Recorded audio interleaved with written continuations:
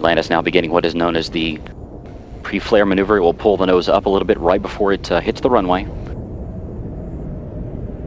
Its speed now 320 miles per hour.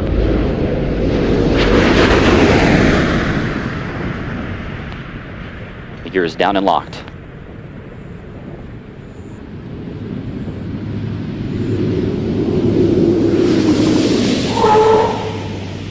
Main gear touchdown.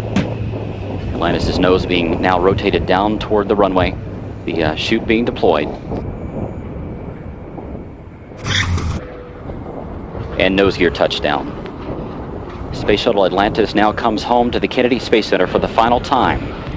25 years, 32 flights, and more than 120 million miles traveled. The legacy of Atlantis now in the history books.